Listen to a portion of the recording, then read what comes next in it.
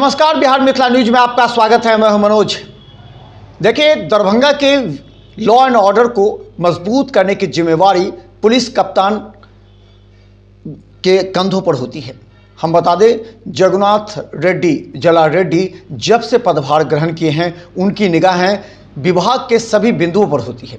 वो हमेशा थाना का निरीक्षण करते हैं और थाना के कमियों को थाना प्रभारी के समक्ष बैठकर चर्चा करते हैं। आज लहरियासराय थाना का औचक निरीक्षण कर दिया। गौरतलब है कि लहरियासराय थाना क्षेत्र के अभंडा में पिछले दिनों जो घटना घटी थी, उससे लेकर के एसएसपी काफ़ी सतर्क थे। एसएसपी जानते थे ऐसे गंभीर मामलों में थाने के द्वारा क्या कार्रवाई की गई है, उसकी वास्तविक स्थिति की जानकारी लेने पहुंच गए।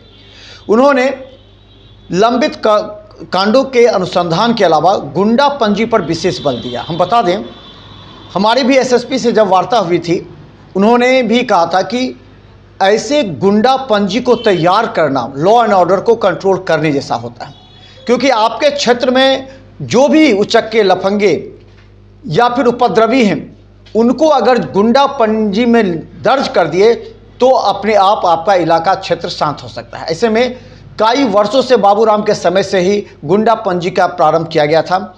इसके बाद हम बता दें कि एसएसपी ने खुद गुंडा पंजी का निरीक्षण किया। उन्होंने कहा कि जो 60 वर्ष से ऊपर है या फिर जिनकी मृत्यु हो गई, उनको हटा करके गुंडा पंजी को अपग्रेडेशन करना है। इस संबंध में लहरियासराय थाना प्रभारी दीपक कुमार ने भी कहा कि एसएसपी ने निरीक्षण कर कई बातों की जानकारी दी है, उस पर अमल करना थाने के सभी जो अधिकारी हैं उनको कार्य करना चाहिए। तो देखिए एक रिपोर्ट।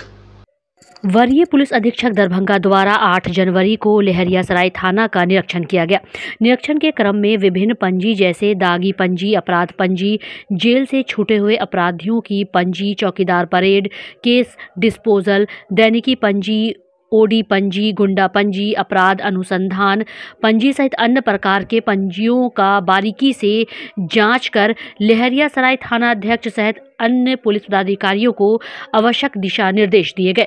निरीक्षण के बाद नए कानून की समीक्षा, लंबित कांड, कुर्की जब्ती, वारंट समीक्षा, विधि व्यवस्था, केस अनुसंधान को लेकर आवश्यक दिशा निर्देश, आगामी सरस्वती पूजा त्यौहार को लेकर वहीं विधि व्यवस्था को चुस्त दुरुस्त रखने और विशेष चौकसी बरतने का निर्देश दिया गया।